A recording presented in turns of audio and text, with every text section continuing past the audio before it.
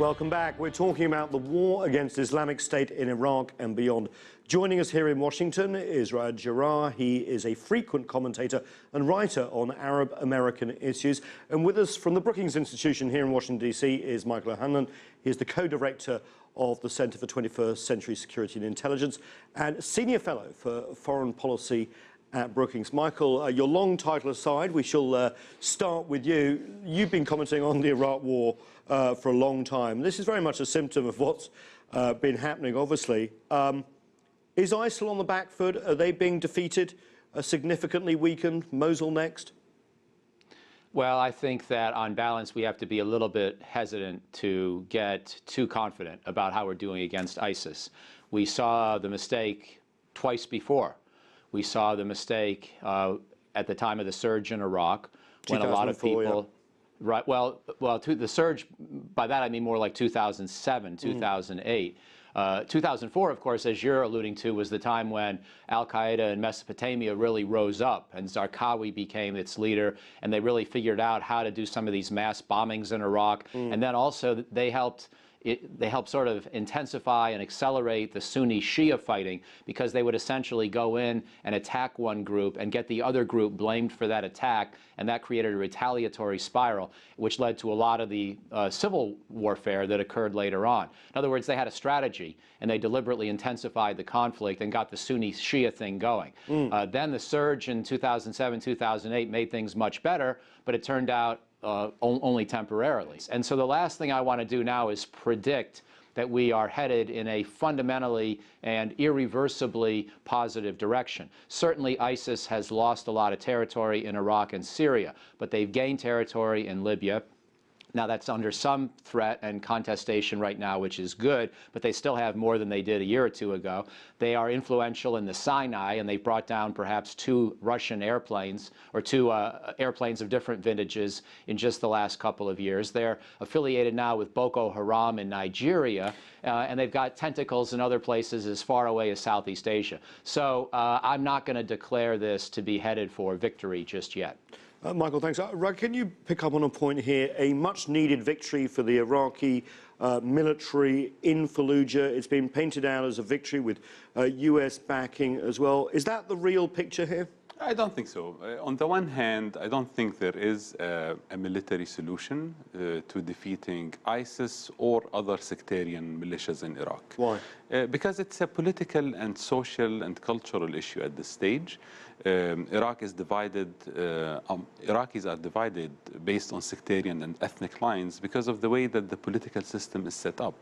And ISIS is only one symptom of the problem. You have equivalent groups who are as bad as ISIS, who happen to be Shiite or Kurds or from other Iraqi minorities and religions. So it's not really about dropping more bombs on a city to defeat one of the militias and let another militia take over that city. Are you saying then that the recapture of Fallujah could actually create more problems in terms of the sectarian divide in Iraq than ISIL being there? Correct. And I think the violations that were committed by the Iraqi forces and the Shiite militias affiliated with these Iraqi forces, most of them are backed by Iran.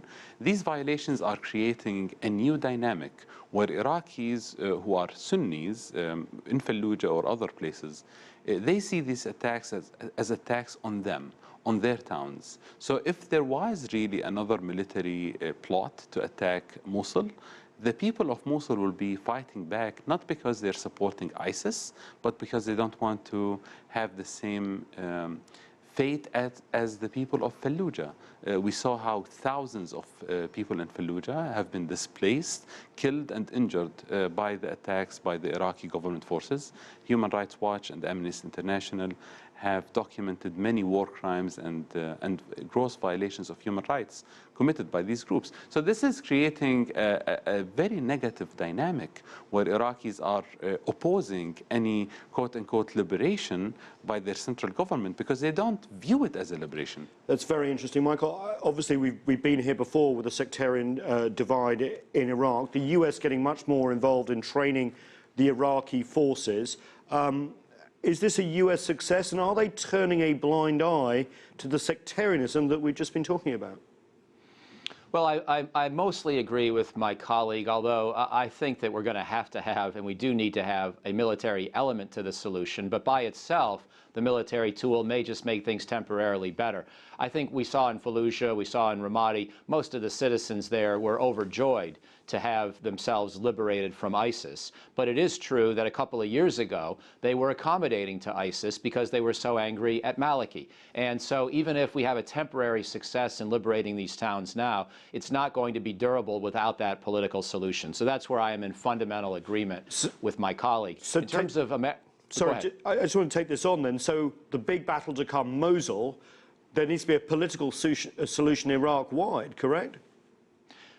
Well, you know, we can't wait forever, and you're not going to solve a Sunni sectarian schism in our lifetime permanently. And so I don't think you say it in quite those dramatic terms. You can't say we're going to have a perfect solution for all of Iraq before we can liberate Mosul. But you do need local security forces that are seen as credible, that come in after the liberation to stabilize the place. That's the central thing that I would focus on. There has to be enough capacity. And to pick up on the point about the Shia militias being so onerous and so despised, I agree with that. I'm not sure I agree that there are equally bad Kurdish militias, but I do think that there are Shia militias that are just as hated by the Sunni as ISIS is hated by many Sunni and Shia. And we have to make sure that they are not the primary stabilization force in Iraq.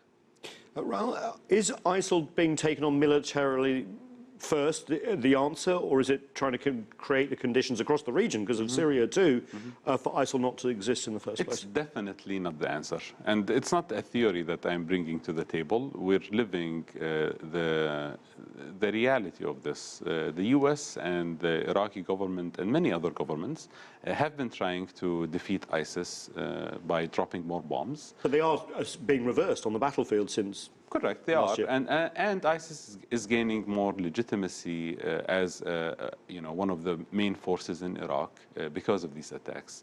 I think the U.S. has been dropping bombs on Iraq since 1991. It's been 25 years now. With the no-fly zones, and then of course there are different phases for dropping bombs and different enemies that we have dropped bombs on, but we don't have evidence that dropping more bombs will eliminate extremism or push Iraq towards more modernity or stability. So this theory of change, that we can drop more bombs and make Iraq more moderate or more stable, has been tested for quarter a century now. I disagree with the premise of it, and I think there is a way out in our lifetime. I disagree that this is like a long sectarian war that will not see the end of it. So what is it? It's the sectarian division started when the U.S. invaded Iraq. It can end in our lifetime if there was a serious investment in a political solution inside Iraq. And that political solution would start by rebuilding the Iraqi central government on non-sectarian fundamentals, so non-sectarian foundations that would include all of Iraqis, regardless of their sectarian backgrounds. This is something that is not being discussed theoretically. This is why people stormed into the Green Zone a few weeks ago. This is why the majority of Iraqis voted for a non-sectarian and non-ethnic list in the last elections that ended up winning. So I'm saying there is actually a majority of Iraqis who are willing to move in that direction. And that is the direction that will eliminate sectarian militias, whether they were Sunnis or Shiite, eliminate the reasons why these militias exist, rather than drop bombs on them. Interesting, Michael. A lack of Iraqiness, blamed largely on the American invasion and the aftermaths. We're seeing this across the region, of course, with the results of the so-called Arab Spring as well. Is that right, to take on and try and rebuild the nation, the nationalities, the national pride in Iraq and elsewhere as an antithesis to ISIL, which of course is very much religious-based? Well, yeah, I think that is true. It's interesting as I hear my colleague explain the genesis of all this. I think he and I disagree a fair amount on how we got here, but we agree on what to do.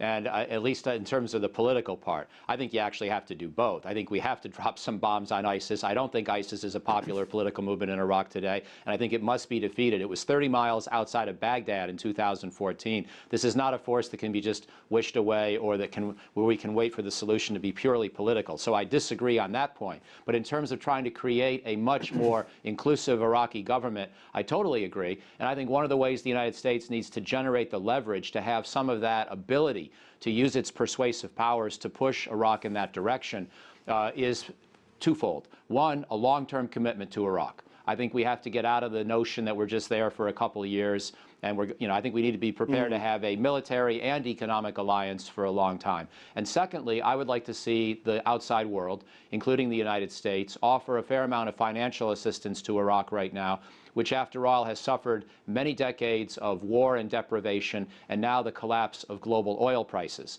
And so I think by incentivizing Iraqis to behave with the prospect of more economic assistance, if they do act in an inclusive way, we could perhaps gain some more leverage. Because we can tell them to be non-sectarian all we want to, but it doesn't help unless we have leverage and influence.